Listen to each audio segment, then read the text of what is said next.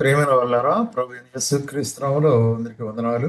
మరి ఈ దినం కూడా మన యొక్క బైబిల్ వాక్య ధ్యానం కొరకై అపోస్తలుడైన పౌలు రాసిన తెస్సలోనికీయులకు రాసిన రెండవ పత్రిక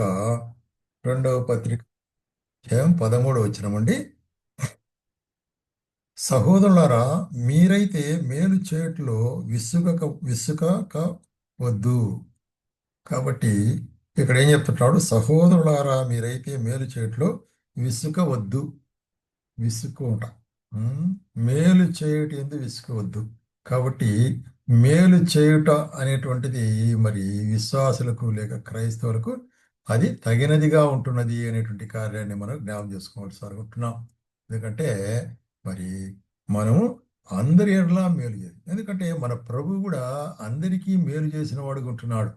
ఆయన ఈ లోకంలో ఉన్నప్పుడు యేసు ప్రభు కుంటివారికి, గుడ్డివారికి, మూగవారికి, చనిపోయిన వారిని సైతం లేపినాడు. మరి అందరికీ మేలు చేశాడు. తను ఎదిరించిన వారికి మేలు చేశాడు. తను సిలువకు అప్పగించిన వారికి మేలు చేశాడు. కాబట్టి మేలు చేయటం అనేటువంటిది విశ్వాస ధర్మం. పరిస్థితి ఎదిరినప్పటికి కూడా. కాబట్టి కీడు చేసిన వారికి కూడా మేలు చేయాలనేదే దేవుని వాక్యం. కాబట్టి ఈ సత్యాన్ని మనం వెంబడించి నడుచుకోవాలనేటువంటిదే అపోస్తలుడు పౌలు ఇక్కడ రాసేటువంటి కార్యం. అందుకే గలతీలకు రాసేటప్పుడు కూడా ఏమంటాడంటే,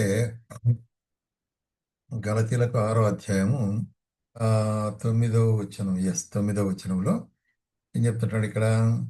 మనం మేలు చేయుట యందు విసుగక ఇందము, మనం అలయక మేలు చేస్తుందని తగిన కాలం ముందు పంట కోతము. కాబట్టి మనకు సమయం దొరికిన కొలది అందరి ఎడలను, విశేషముగా విశ్వాస గృహముకు చేరిన వారి ఎడలను మేలు చేయదము. కాబట్టి ఎంతో వివరంగా ఇక్కడ రాస్తున్నాడు. మనం మేలు చేయట్లు విసుగుకుందాము, అందరికీ మేలు చేయాల.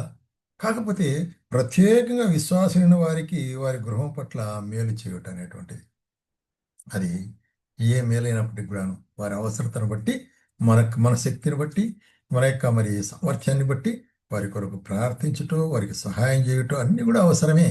ఉమ్, మరి వారికి ఏ రకమైన సహాయం నువ్వు చేయగలిగితే తప్పకుండా అని చేయవలసిన వాడిగా ఉంటున్నావు. అందుకొరకు రోగులకు రాసిన పత్రికలో కూడా అపోస్తలుడైన పౌలు హెచ్చరిస్తాడు. 2వ అధ్యాయములో 7వ వచనం, సత్క్రియను ఓపికగా చేయుచు మహిమను, ఘనతను, అక్షయతను వెదకు వారికి నిత్య జీవం ఇచ్చును. కాబట్టి నిత్య జీవము అనేటువంటిది ఆయన ఇస్తున్నాడంటే ఇది ఒక మరి అర్హత. ఏంటది? సత్క్రియను ఓపికగా చేయొచ్చు, మహిమను, ఘనతను, అక్షయతను. అంటే ఎవరి మహిమ? దేవుని మహిమ, దేవుని ఘనత, దేవుని యొక్క అటువంటి వారికి దేవుడు ఏం చేస్తాడంట? నిత్య జీవాన్ని ఇచ్చేవాడుగా ఉంటున్నాడు. కాబట్టి ఆయన తన నిత్య జీవాన్ని మనకు అనుగ్రహించేవాడుగా ఉంటున్నాడు అనే కార్యాన్ని జ్ఞాపకం చేసుకోవాలి.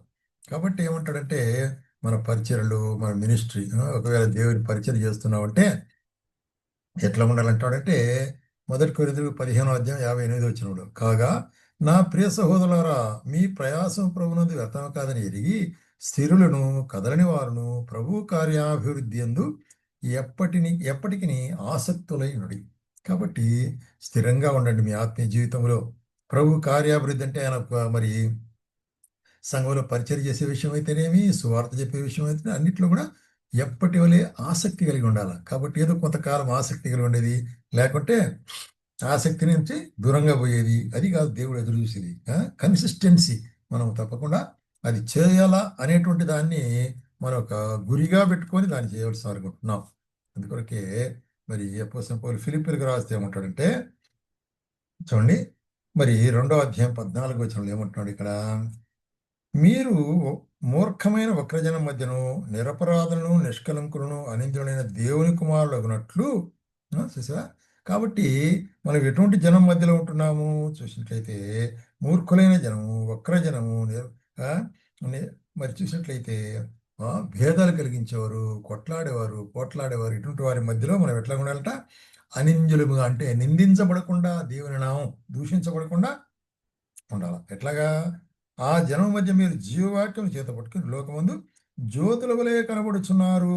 కాబట్టి మనము వారికి ఉండవలసిన అనుకుంటాం, అంటే వారికి ఆదర్శముగా ఉండవలసిన అనుకుంటాం, అంటే వారికి అన్యులకు సహాయంగా ఉండవలసిన వారుగా ఉంటున్నాము అనేటువంటి కార్యాన్ని. కాబట్టే మనం చూస్తుంటున్నాము మరి ఇతరులకు సహాయం చేయటం అనేటువంటి ఒక సత్క్రియ.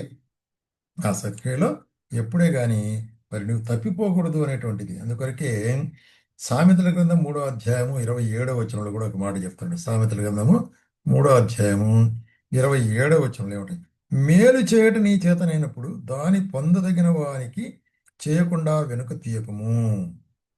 కదా. కాబట్టి మేలు చేయట నీతో అయితే సాధ్యమైతే, అసాధ్యమైతే నువ్వేం చేయలేవు. సాధ్యమైనటువంటి మేలు నువ్వు చేయగలిగేవానిగా ఉండి అది పొందగలిగే అర్హత కలిగిన వానికి నువ్వు చేస్తే చాలా మంచిది అంటాడు. నువ్వు వెనక్కి పోవద్దు అంటాడు. ద్రవ్యముని యుద్ధనుండగా రేపు ఇచ్చదును పోయి రమ్మని నీ పొరుగువాని తనవద్దు. నీ పొరుగువాడు నీ యొద్ద నిర్భయముగా నివసించినట్లు వానికి అపకారము కల్పింపవద్దు. చూసావా? వాని పట్ల ఎట్లా ఉండాలా? నిన్ను వలే నీ పొరుగువాన్ని ప్రేమించమంటాడు. కాబట్టి పెట్టుకొని కూడా నీ దగ్గర లేదులే రేపురా రేపిస్తాలా అని చెప్పేసి అటు చేసినట్లయితే అతనికి అపకారం చేసేవానికి ఉంటున్నావు. కాబట్టి ఈ విషయంలో కూడా జాగ్రత్తగా ఉండాలంటాడు.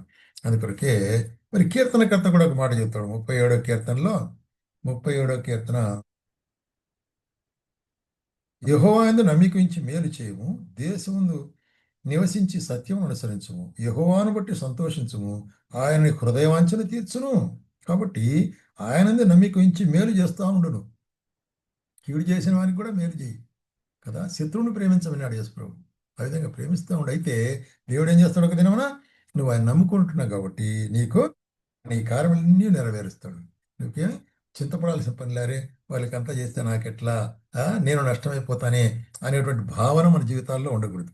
కాబట్టి సత్క్రియ చేయటందుకు విసుగక ఉండు అంటున్నాడు. కాబట్టి ఇది ఒక మంచి పాఠం అన్నమాట విశ్వాసం వారికి. కాబట్టి ఈ పాఠాన్ని మనం నేర్చుకున్నట్లయితే మన జీవితాల్లో మరి దేవుని నామములో సత్క్రియ చేయుట అనేటువంటి దాన్ని మనము మరి నేర్చుకున్నట్లయితే అది మనకెంతో ఉపయోగకరంగా ఉంటుంది, ఆశీర్వాదకరంగా ఉంటుంది అన్నమాట. ఆ విధంగానే మనము మన యొక్క వెలుగును ఇతరులకు కనపరిచే వాళ్ళం ఉంటాం అనమాట. కాబట్టి మీ వెలుగు ఇతరుల మధ్యలో ప్రకాశింపనీయుడుంటాడు యేసు ప్రభు. కాబట్టి మన క్రియల ద్వారా, మన సత్క్రియల ద్వారా అనేటువంటి కార్యాన్ని జ్ఞాపకం పెట్టుకుందాం.